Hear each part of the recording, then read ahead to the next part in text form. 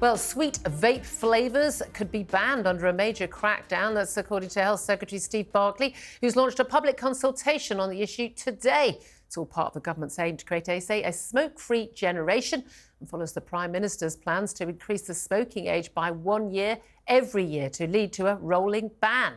Well, joining me right now to discuss all of this is former Conservative Health Secretary Stephen Dorrell. Good afternoon to you, Stephen.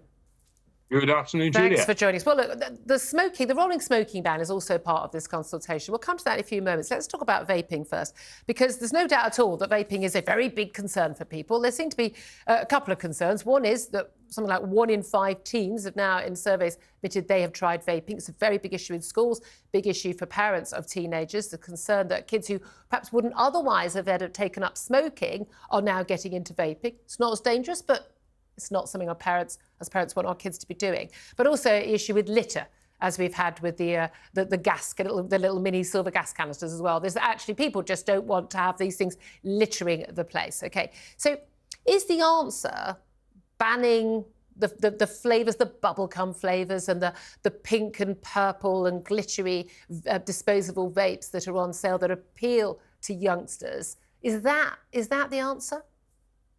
Well, I certainly think that makes an important contribution. I mean, it's worth going back a stage, isn't it?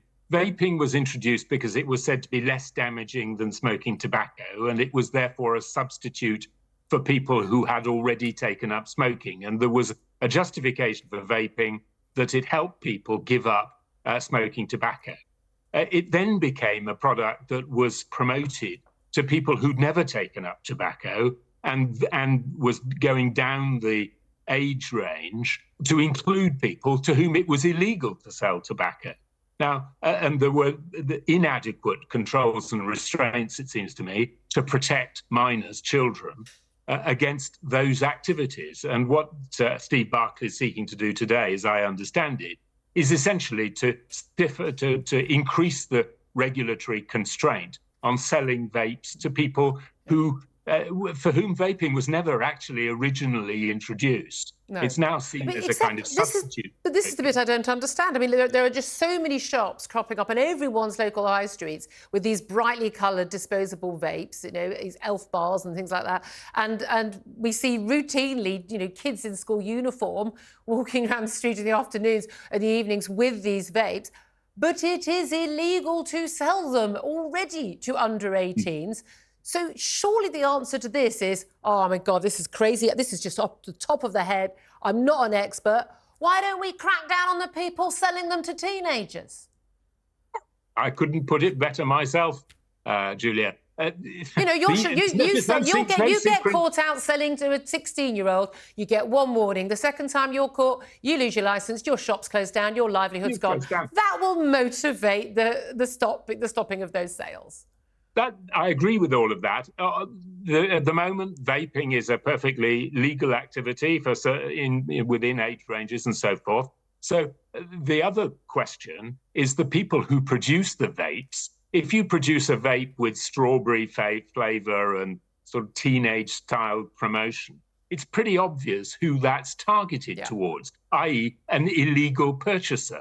Should the producer of a vape be allowed to produce a product which is clearly targeted at somebody who isn't allowed to buy it? Yeah. Well, that's the thing, isn't it? Our smoking regulations, cigarettes, tobacco is still legal in this country. I mean, not for much longer if the government gets their hands on this issue. But it is the case, in terms of advertising, it used to be, I mean, certainly when I was a teenager, there were cool brands and uncool brands. And, you wanted to date the guys who smoked the cool brands. I never smoked myself, but there was just imagery that was so clear. But the rules, and even with alcohol as well, are very clear. You must not be targeting under 18s.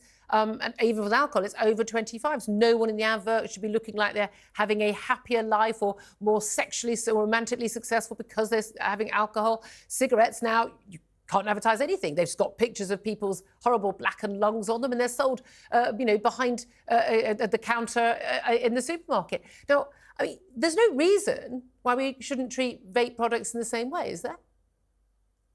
No, there's absolutely no reason why we shouldn't apply the same principle.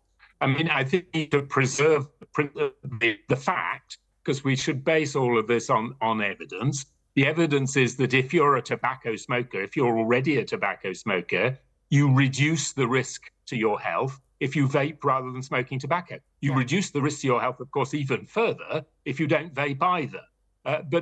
So we do need to ensure that the gradations are recognised. Yeah. But what we shouldn't be doing is allowing people, whether they're the producers of the vapes or the retailers of the vapes, to target vaping at a younger generation who don't currently smoke at all. Indeed. And there's been some concern, I think, that China's had a big crackdown on this, and therefore a lot of products that were stockpiled in China have just been shipped over to Europe, and basically, they're available very cheaply. A lot of bootleg youngsters are getting hold of them very easily, and basically police aren't in a position to do anything about it. What do you make also I'm not sure why the police aren't in a position to do anything about it. As you rightly say, these products are sold on the high street, so it's not that difficult to find where they come from. They're fairly brightly coloured as well. I mean, I could point them to where all the vaping shops are. Seems to me, yes, you're right, actually. They could just, plainclothes police officers standing out, nearby, video camera. You could probably video, 10, 13-year-olds buying vapes very quickly. Done deal, job done. At 3:30 in the afternoon. Yeah, indeed. What about when they're coming out of school? I mean, we're going to have a consultation on this. People get to have their say. What about the idea of this rolling smoking ban, copying this idea brought in by Jacinda Ardern in New Zealand, where basically, if you're 14 now, effectively, you will never legally be able to smoke. Each year it's going to rise. I hate smoking. I hate cigarettes. I'm trying to become less nanny state as I've got older, on the basis that, well, as long as they're not smoking in the office next to me, on the train next to me, or in my face, in a pub, live and let live. If people want to do something as stupid as smoke a cigarette, let them do it. Should we be stopping someone who is in 10 years' time, 24, from having a cigarette when a 25-year-old can smoke? So I think this is a perfect example, actually, Julia, isn't it, of where public opinion is changing, and the regulators, the government, need to keep up with changing public opinion. 30 years ago, this was an individual freedom issue. I don't think it is any longer. How many times have we said, if tobacco were not legal, it would not be legalised. It would be regarded as too dangerous. Well, that's now the square we're on.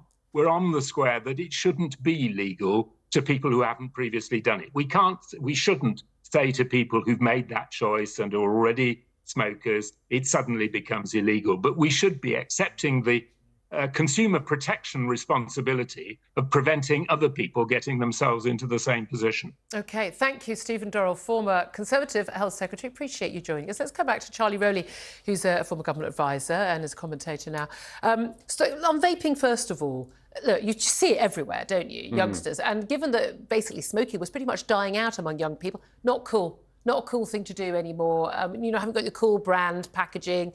And so we'll hope that was dying out. And we've seen a massive fall in smoking as a result. But vapes were, the idea was they were going to help people who smoked, not entice teenagers who would never have smoked into vaping. Should we be cracking down, and how? I think we should, and I think the reason why is because we still don't know enough about vaping. It's absolutely right to get people off smoking. There were 64,000 people in England alone who, through smoking, have cancer-related illnesses. That costs the economy and the NHS about 17 billion. So it's absolutely right to get that numbers down, to get people off smoking. I think we should be cracking down on those shopkeepers, but as we were talking in the last segment, we don't have the prison places probably to put them in. I don't think we're going to put them in prison, but you lose your livelihood. That's a pretty good motivating factor. Most pub landlords are terrified now of getting done. They won't serve anyone who's not got a card saying I'm 18. Quite right. But these are, effectively plastic polluters. In every sense, they're plastic. They can't be recycled, but they are filled with nicotine as well. But young people being targeted, as Stephen said, at young people, I think is something that oversteps widely, very much over the mark. And what about bringing in a smoking ban, which would actually mean two adults, just born one day apart? One could buy cigarettes in the future and one couldn't. Yeah, I think the policy was announced to protect young people, particularly sort of as they're getting older, to make sure that you're as healthy as possible. But, there will be complications, as you've just identified. Although pretty popular policy, it would seem. Anyway, more from Charlie Rowley throughout the show.